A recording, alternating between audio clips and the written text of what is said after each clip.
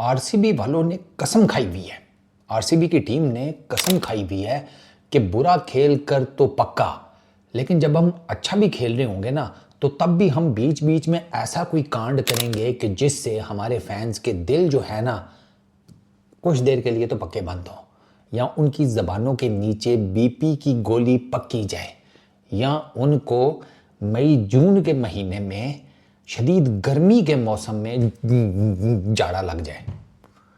तीसरे नंबर पर आ गए हैं पॉइंट्स टेबल के ऊपर। मुझे तो बेचारे आरसीबी के फैंस का और है यार, उनके दिलों पर क्या गुजर रही होगी। मतलब उनकी लॉयल्टी का मैं उनकी लॉयल्टी हमेशा देता हूँ एग्जाम्पल हीर रांझा वाली, मर गए साथ ना छोड़ा। वो बेचारे टाइटल आज तक नहीं जीते, आरसीबी का साथ नहीं वो छोड़ रहे। अब ये बताओ, सनराइजर्स हैदराबाद से मैच हारने वाला था। पहले ना तुम्हें मैं ज़रा पॉइंट्स टेबल का बताता हूँ। गुजरात टाइटंस 13 मैचेस खेलकर 18 पॉइंट्स के साथ टॉप पर है, 0.6 के नेट रन रेट के साथ। पंजाब किंग्स वालों के 12 मैचेस हुए हैं, 17 पॉइंट्स हैं, 0.389 का उनका नेट रन रेट है। आरसीबी के भी 13 मैच हुए हैं, 17 ही पॉइंट्स हैं, 0.255 का इनका नेट रन रेट है। चौथे नंबर पर मुंबई इंडियंस हैं जिनके 13 मैच हो गए हैं, 16 पॉइंट्स हैं, 1.292 का रन रेट है। अब दिक्कत पता है क्या है, आरसीबी, मुंबई और गुजरात टाइटंस इनका एक एक मैच रह गया है। मैं देख रहा था कि लेट सपोज अगर आरसीबी अपना अगला मैच भी हार जाता है, ये 17 पॉइंट्स के ऊपर रहेंगे, ठीक है। नीचे से मुंबई इंडियंस अपना आखिरी मैच अगर जीत जाता है, लेट सपोज, ठीक है, वो चले जाएंगे 18 पॉइंट्स के ऊपर, तो वो आरसीबी ऑटोमेटिकली नीचे नंबर पर आ गया, ठीक हो गया। पंजाब वालों के पास ये एज है कि अगर वो मुंबई से हार भी जाते हैं तब भी उनके पास डीसी का एक मैच है, डीसी का पहले है, मुंबई वाला बाद में है, तो वो एक और मैच एक भी जीत गए तो वो 19 पॉइंट्स के ऊपर चले जाएंगे। गुजरात टाइटंस अगर हार जाता है तो वो 18 पर ही रहेगा। ये पंजाब किंग्स वाले डेफिनेटली 19 के साथ पहले नंबर पर चले जाएंगे। आरसीबी वाले जो है ना, उन्होंने अपने लिए ना काम कर लिया ख़राब मोटा मोटा। अब ये है कि भाई मुंबई इंडियंस भी अपना मैच हारे, ठीक है, वो 16 पर ही रहे।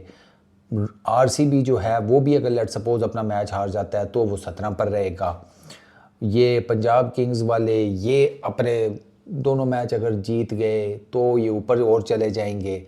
अब ये जो ऊपर की दो आरसीबी का बेसिकली प्रॉब्लम ये है कि उनको ना ये देखना है कि भाई पंजाब अगर वो मुंबई को मारता भी है, ठीक है, तो भी पंजाब ऊपर ही जाएगा, पंजाब नीचे नहीं आने वाला। पॉइंट्स पंजाब और आरसीबी के बराबर हैं, डिफरेंस ये है कि पंजाब के 2 मैचेस हैं, आरसीबी का 1 मैच है। आरसीबी एक मैच जीत गया, 19 पे चला जाएगा, ठीक है। पंजाब एक जीता एक हारा, पंजाब भी 19 पे चला जाएगा। वहाँ पर फिर रन रेट का जिसे कहते हैं फलूदा हो जाना है, और रन रेट के हिसाब से वो एक डिसेंट मार्जिन चाहिए आरसीबी को, 0.389 और 0.255 आप खुद अंदाज़ा लगा लें, यानी कि ऑलमोस्ट वो 0.4 के ऊपर है या 0.25 पर है, तो एक अच्छा खासा मार्जिन आरसीबी को चाहिए। आरसीबी ने अपने लिए ये वाला मैच हार करना काम ख़राब कर लिया है। अब ज़ाहिर बात है वो पहले 2 पोजीशंस में से एक होल्ड करना चाहते थे और अच्छे खासे होल्ड कर भी रहे थे इस मैच से पहले तक। मतलब ईशान किशन से 94 रन खा गए, जिसका पूरे सीज़न में कुछ नहीं चला था सिवाय पहले मैच के। वो भाई साहब इधर आकर ऊपर से वो पिच ट्रिकी इनको नज़र आई, इनको लगा पिच बहुत ट्रिकी होगी, इन्होंने टॉस जीतकर पहले बॉलिंग कर ली। वो पिच ट्रिकी घंटा निकलनी थी, वो फ्लैट बैटिंग ट्रैक निकल आया, वो 231-32 मार गए। चलो वो भी कुछ नहीं था, मार गए 231-32। इन्होंने पावर प्ले में 80 रन कर दिए थे, आरसीबी वालों ने 80 रन पावर प्ले में इन्होंने ठोक दिए थे यार। ये 12-13 का रन रेट बनता है यार, 13 प्लस का, हाँ 13 प्लस का, तो ठीक जा रहे थे। इन्होंने आगे ना सेकंड हाफ में 16 रन्स के ऊपर 7 विकेटें दी हैं। ऐसा कोलैप्स हुआ है कि जैसे किसी पुरानी बिल्डिंग के नीचे डायनामाइट लगाओ ना, तो वो जैसे नीचे आती है ना, वैसे आरसीबी की टीम नीचे आई है। समझ से बाला तरथन के चल क्या रहा है, अजीब एक पैनक मची हुई थी। वो मलिंगा के ओवर में एक वो रन आउट हो गया पतिदर का, और एक कोई और वो विकेट गिरी थी मेरे जहन से निकल गई है, वो ओवर जो है वो क्रूशल साबित हुआ डाउनफॉल में। तो अब आई डोंट नो, असल में टॉप 2 पोजीशंस का वही आसान है ना, अगर आप पहला एलिमिनेटर हार भी जाते हैं, क्वालिफायर, तो आपके पास फिर भी एक चांस होता है। तीसरे चौथे वाले के पास चांस नहीं होता। तीसरे चौथे वाले का मैच होगा, जो हारा वो बाहर, जो जीता वो आगे। जो पहले दूसरी पोजीशंस में से पहला क्वालिफायर हारेगा वो इधर खेल लेगा इनके साथ। तो जो पहली 2 पोजीशंस हैं उनके पास फिर भी चांस होता है कि अगर लेट सपोज कोई दिन बुरा चला गया, मैच आप हार गए हैं प्लेऑफ्स में, तो आप स्टिल फाइनल के लिए क्वालिफाई कर सकते हैं।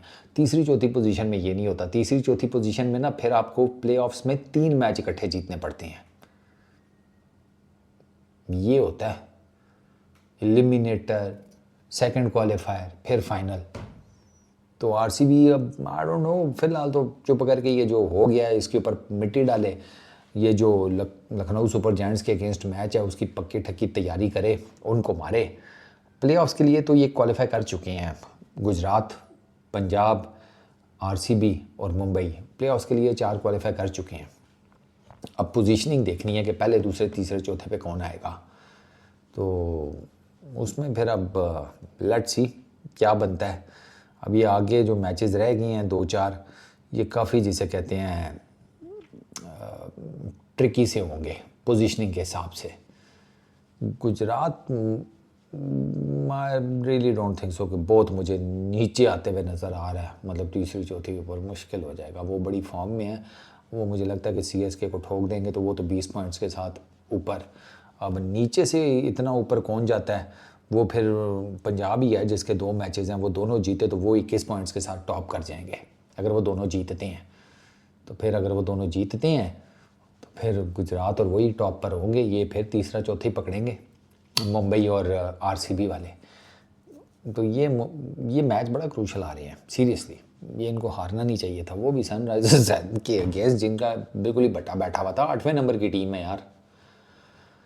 पर चलो अब क्या हो सकता है, अब पछताए क्या हो जब चिड़ियाँ चुग गई खेत। तो अब देखो ट्यूसडे को आरसीबी का अगला मैच है ना, ट्यूसडे को ही आई थिंक सो। उसमें कट्टा कट्टी जो है ना वो इनका फाइनल होगा कि ये किधर जा रहे हैं। और मुझे ना चांस यही लग रहा है कि ये तीसरा चौथा ही नंबर बनेगा, but you never know, let's see. इस वीडियो में इतना ही। अपना बहुत ख्याल रखना, नेक्स्ट वीडियो में मुलाकात होगी। Peace out.